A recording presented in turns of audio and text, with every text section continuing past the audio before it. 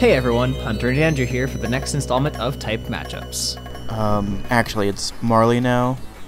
Last time we went over the normal fighting, grass, fire, water, and ground types.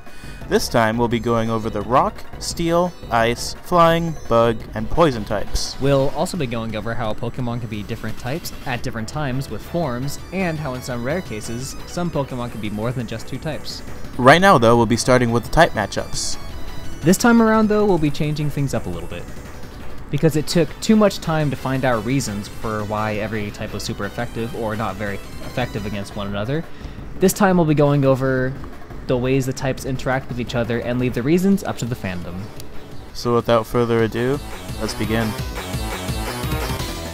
Rock types are super effective against flying, bug, fire, and ice type moves. They're not very effective against fire, ground, or steel moves. Fighting, ground, and steel type moves will do double damage against rock type Pokemon, as well as water and grass type moves. On the other hand, normal, flying, poison, and fire type moves won't do much damage at all.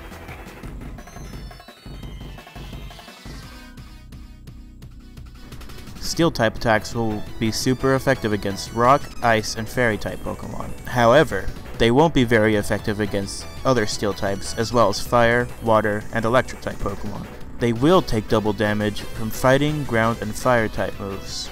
They are, however, very defensive with resistances to normal, flying, rock, bug, steel, grass, psychic, ice, dragon, and fairy type moves, offering more resistances than any other type, as well as an immunity to poison. It should be important to note that prior to Gen 6, Steel used to have resistances to dark and ghost type moves as well, but with the coming of X and Y, this was changed. Ice type attacks are super effective against flying, ground, grass, and dragon types. Ice isn't very effective against steel, fire, water, or other ice type Pokemon. Fighting, rock, steel, and fire type moves are super effective against ice types. The only thing that isn't very effective against ice types are other ice type moves. Flying type attacks are super effective against fighting, bug, and grass Pokemon. However, they won't do much damage against rock, steel, and electric Pokemon. Flying types are weak against rock, electric, and ice type moves. However, they do have resistances to fighting, bug, and grass types, as well as an immunity to ground. Bug type moves are super effective against grass, psychic, and dark types. However, they are not very effective against fighting, flying, poison, and ghost, along with steel, fire, and fairy. Bug types are weak against flying, rock, and fire types, as well as not being very effective against fighting, ground, and grass types. Poison type moves are super effective against only grass and fairy Pokemon. They are not very effective against other poison type Pokemon, ground types, rocks, and ghosts.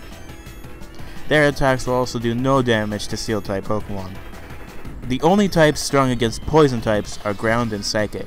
They have decent resistances too, with fighting, poison, bug, grass, and fairy types. We're done with the types, so let's go into forms. Certain Pokemon can be different types at different times with forms.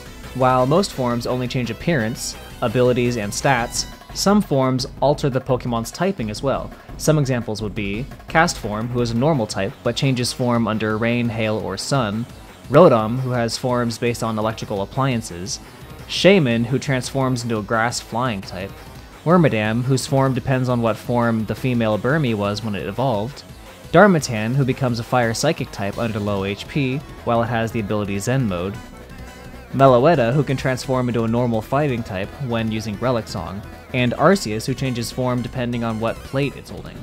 You could look at Mega Evolution as forms as well. Wait, does that mean I have to start using Gen 6 sprites?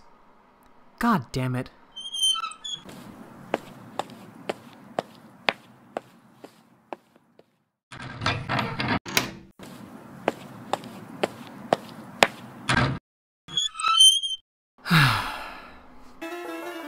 In that case, you could look at Mega Charizard X, Mega Pinsir, Mega Gyarados, Mega Mewtwo X, Mega Ampharos, and Mega Aggron in the same way. And let's not forget about some of the new Megas we're getting for Omega Ruby and Alpha Sapphire too. Mega Sceptile changes types, as well as Mega Altaria, Lopunny, and Audino, and whatever else we're going to be getting in the coming weeks before the release. Should we add Primal Reversion to the list also? Because that would add Primal Groudon to the list as well, with his Ground Fire typing. Let's go into how some Pokemon can be more than just 2 types. Yeah, with the moves Forest Curse and Trick or Treat, right? Forest Curse adds Grass type to a Pokemon, and Trick or Treat does the same but with Ghost. This would make a dual type Pokemon have 3 types. Let's give an example of this. Scizor is a Bug Steel type Pokemon. This is what the chart would look like normally. Now, if a Pokemon used Forest Curse on it, it would gain the Grass type. It would take 1/8 of the damage normally would from Grass type moves, because all of its types resist it.